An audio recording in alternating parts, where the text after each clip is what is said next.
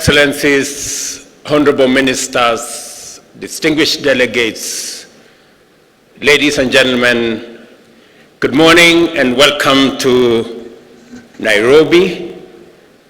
It's called the Green City in the Sun. Welcome to Kenya and welcome to the Africa Climate Summit. I have welcomed you to this great city on behalf of the people and government of Kenya to this meeting that is co-hosted by the Africa Union and the government of Kenya. Let me give you a bit of information that will make it easy to find your way around.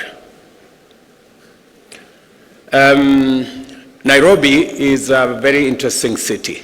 On one side, there is a full canopy forest, and on the other side, we have a wildlife national park.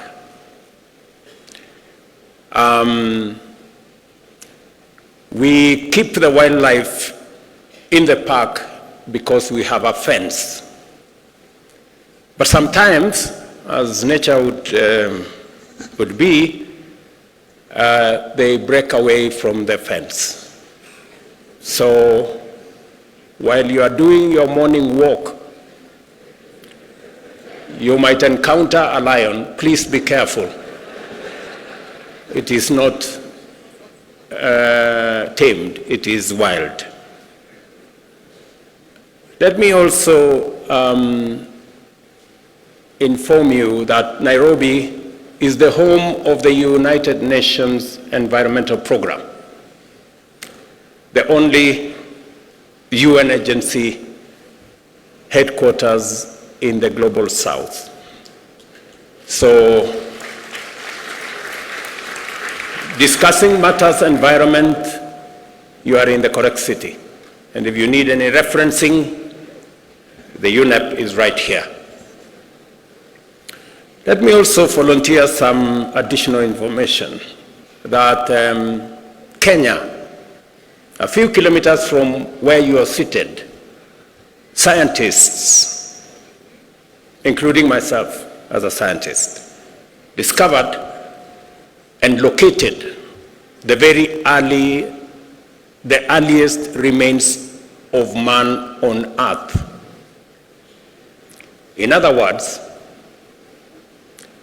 this is where humanity began. Before you guys went all over the place, in Europe and America and Asia and the rest of our continent, this is where we all began. And therefore, allow me to welcome you home.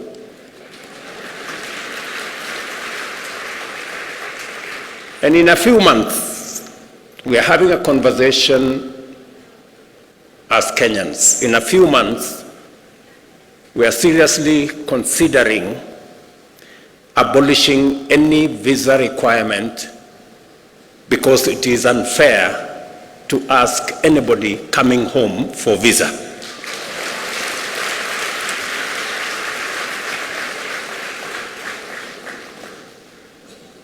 I welcome all the delegates who responded positively to Africa's call to gather at this inaugural Africa Summit in order for us to imagine, design, and then build a future of prosperity for Africa and the world. You have just stepped into, let me take that again. You have not just stepped into a conference hall. You have entered the future, a future ripe with potential driven by global partnerships committed to African prosperity, inclusive growth, and a livable planet for all of us. Clearly, therefore, this is no ordinary summit. We are not here just to talk about Africa or climate change in the usual way,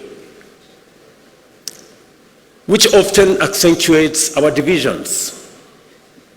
You all remember the North versus South, developed versus developing, polluters versus victims, and the whole of that conversation. And even within our own government, sometimes we have conversations around economic development, so badly needed for us to achieve stable and dignified livelihoods, and is often cast as a trade-off